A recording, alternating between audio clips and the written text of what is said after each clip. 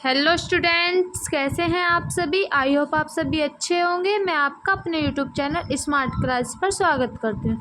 चलिए आज हम क्लास 11th के मैथ के सिलेबस के बारे में डिस्कस करते हैं।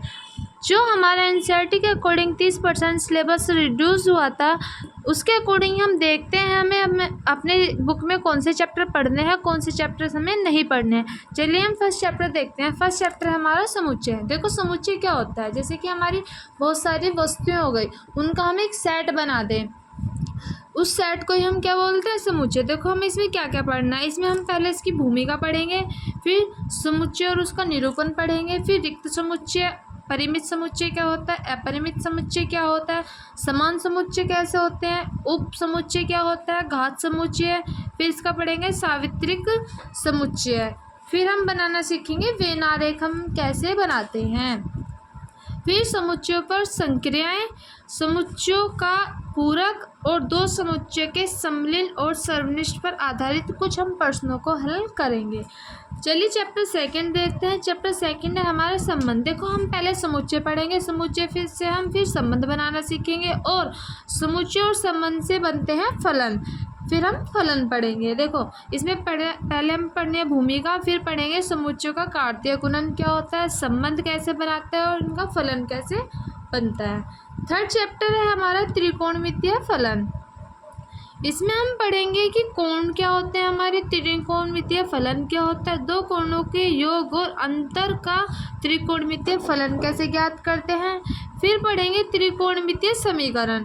आइए चैप्टर फोर्थ देखते हैं हम। देखो जो आपका चैप्टर फोर्थ है वो आपकी इस बुक में से हटा दिया गया है। चैप्टर फिफ्थ है हमारा सम्मिश्र संख्याएं और द्विघात समीकरण।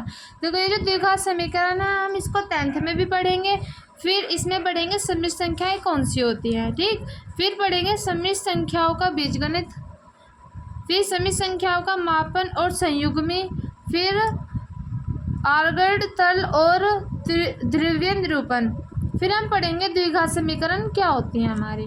चैप्टर 6 है आपका रैखिक असमीकाएं। इसमें हम पढ़ेंगे असमीकाएं क्या होती हैं, एक चर के रैखिक समीकरण, असमीकाओं का बीजगणितीय हल और उनका आलेख निरूपण कैसे करते हैं, मतलब कि आलेख कैसे बनाते हैं।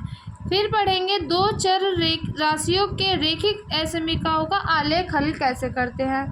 फिर दो चर राशियों की असमीकाय निकाय का हल, ठीक। चैप्टर 7 है हमारा क्रमचय और संचय।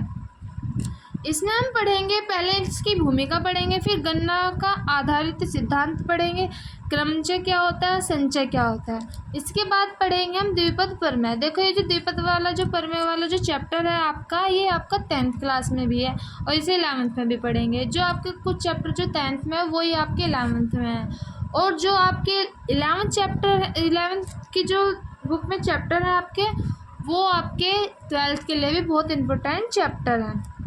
आइए 8th की बात करते हैं। 8th है हमारा द्विपद प्रमेय। इसमें हम पढ़ेंगे धन पूर्णांकों के लिए द्विपद प्रमेय क्या होती है, व्यापक एवं मध्यपद क्या होते हैं। चैप्टर 9 है हमारा अनुक्रम तथा श्रेणियाँ। इसमें हम पढ़ते हैं, चलो इसमें हमें पढ़ना है अनुक्रम श्रेणी क्या होती है, समांतर श्रेणी कैसी होती है, गुणोत्तर की श्रेणी कैसी होती है, फिर समांतर श्रेणी, समांतर माध्य तथा गुणोत्तर माध्य के बीच संबंध कैसा होता है, ठीक। फिर विशेष अनुक्रमों के अन्वय पदों का योगफल कैसे निकालते हैं। चैप्टर 10 है हमारा सरल रेखाएं। इसमें हम पढ़ेंगे सरल रेखाएं क्या होती है, हमारी रेखा की ढाल कैसे निकालते हैं, फिर रेखा के समीकरण के विविध रूप, रेखा का व्यापक समीकरण, फिर एक बिंदु की रेखा से दूरी, मतलब एक बिंदु से रेखा की दूरी हम कैसे निकालते हैं। चैप्टर 11 है आपका शंकु परिच्छेद। इसमें हम पढ़ेंगे शंकु के परिच्छेद क्या होते हैं, वृत्त क्या होता है, परवलय कैसे बनाते हैं, दीर्घवृत्त कैसे बनाते हैं और अति परवलय कैसे बनाते हैं। चैप्टर 12 है आपका त्रिविमीय ज्यामिति का परिचय। देखो आपका ये वाला जो चैप्टर है ये आपकी 10th की बुक में भी है, उसमें तो है द्विविमीय ज्यामिति का परिचय, और 11th में है आपका त्रिविमीय, मतलब इसको इंग्लिश में 3 डायमेंशन बोलते हैं, द्विविमीय को बोलता है डायमेंशनल।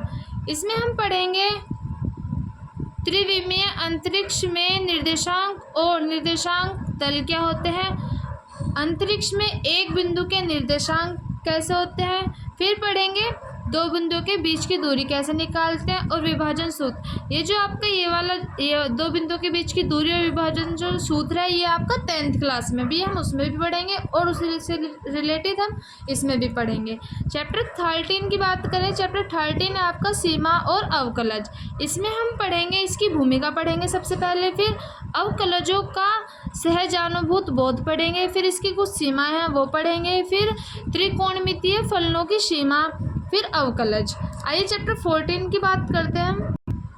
चैप्टर 14 जो है आपका आपके सिलेबस से रिड्यूस कर दिया गया है तो इसको हम नहीं पढ़ेंगे, इसका पर फिर भी आपको बेसिक बता दिया जाएगा। चैप्टर 15 है आपका सांख्यिकी।